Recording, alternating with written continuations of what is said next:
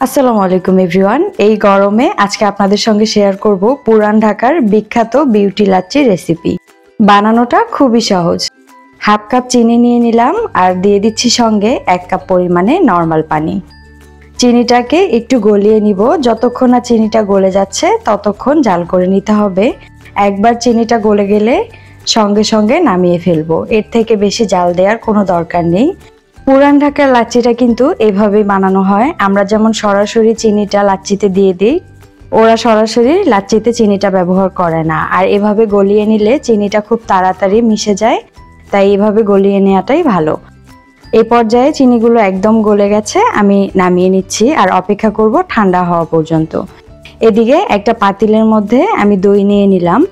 এই লাচ্ছি বানাতে একটু ভালো মানের দই নিতে হবে, কারণ দইটা যতটা ভালো হবে লাচ্ছির স্বাদ কিন্তু ততই বেড়ে যাবে। যতটুকু পরিমাণে লাচ্ছি বানাবেন সেই অনুযায়ী দইটা নিয়ে নিতে হবে। তারপর একটা ডাল ঘুটনি দিয়ে দইটা কিছুক্ষণ ফেটিয়ে নিব।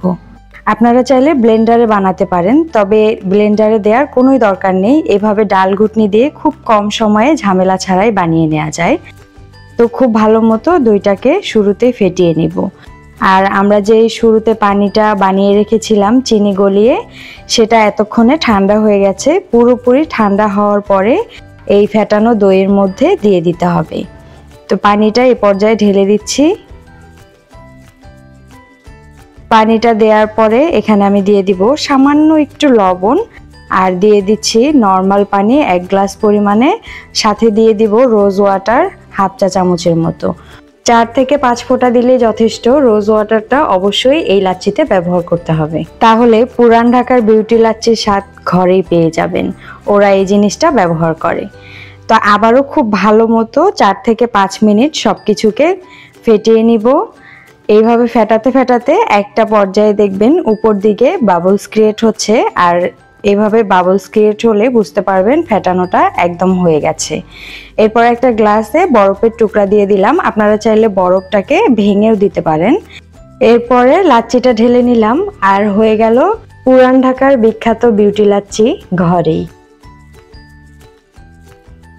এই লাচ্ছি রেসিপিটা একবার বাড়িতে ট্রাই করলে আর পুরান ঢাকায় যেয়ে লাচ্ছি খেতে হবে না। কোনো আত্মীয় স্বজনের সামনে অথবা কোনো বিশেষ মানুষকে যদি দিতে চান, এভাবে একটু বাদাম দিয়ে উপর দিকটা সাজিয়ে দিতে পারেন। এতে করে দেখতে অনেক বেশি ভালো লাগে, আর যে জিনিস দেখতে সুন্দর তার স্বাদ তো আরো বেশি বেড়ে যায়। আশা করব আজকের রেসিপিটা সবার কাছে ভালো লাগবে। যদি ভালো লাগে এই গরমে প্রাণ ঠান্ডা করা লাচ্ছি রেসিপিটা অবশ্যই ট্রাই করবেন। আর ভিডিওটি ভালো লাগলে অবশ্যই সাবস্ক্রাইব করবেন। আজকের মতো এই পর্যন্তই। আল্লাহ হাফেজ।